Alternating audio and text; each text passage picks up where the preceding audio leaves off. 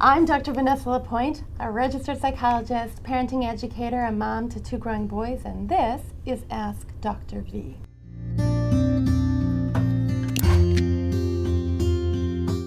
This week's question goes like this. Dear Dr. Vanessa, what do you do when you and your husband don't agree on parenting styles?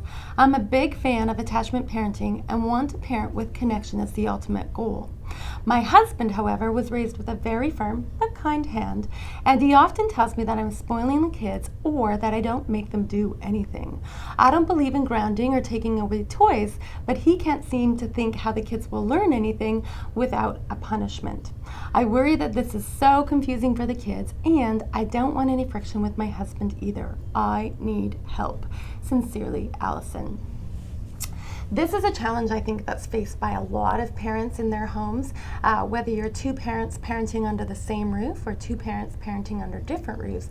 It can be really challenging when you are not agreeing with your parenting partner on the manner in which you're going to raise your children.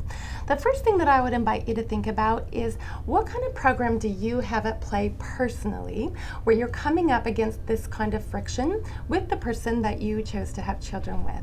And so I would invite you to really step into that space and work to understand where are you coming from in this, and also where's the other person coming from in this. My experience has been that if you can really spend the time to listen and not listen waiting for you to be able to open your mouth and respond back, but rather listen where you really take in the other person's perspective, not making them right, not making them wrong, and not making yourself right or wrong, but really just hear them out so that they can feel seen and they can feel heard by you.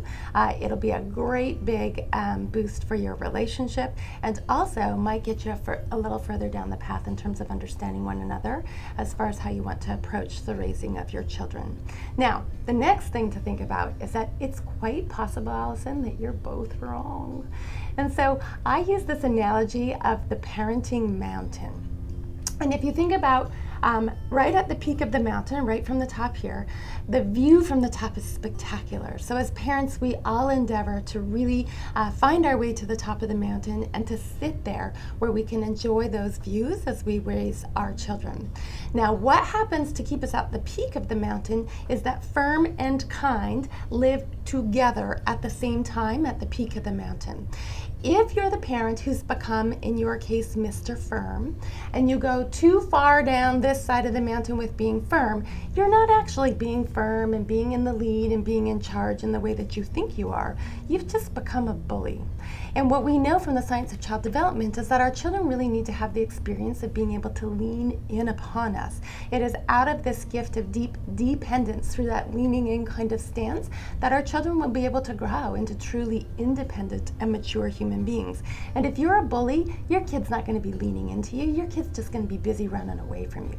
Now, if, as in your case, you've become Mrs. Kind and you roll too far down that side of the mountain, you're no longer experienced as by your children as being the lovely, kind, sweet, nice parent, which is maybe what you're thinking, but rather you get experienced by them as being a little jellyfish and a little spineless and a little incapable of being able to put a boundary down or hold an expectation or establish a norm and really stick to it.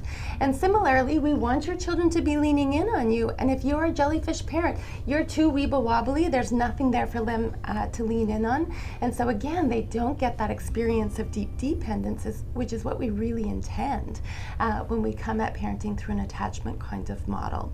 And so rather, both of you, your husband and you, need to find your way back up that mountain so that you can both sit at the peak of the mountain and enjoy those views from the top, where both of you are at the same time being firm and kind. And then your children get to benefit from the experience of being able to lean in on both of you.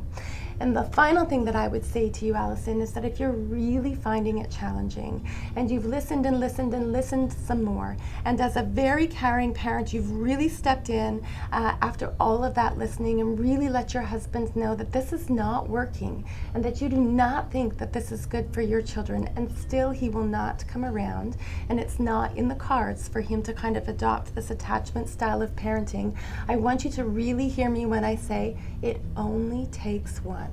Yes, your children are going to have to cope with possibly the deleterious impact of having a parent who's parenting with punishment at the forefront, but they will also really get the benefit of being able to lean in on firm but kind you, and all of the wonderful things that we know from the science of child development come from parenting with attachment in mind. And so there you have it. And remember, Allison, you've got this.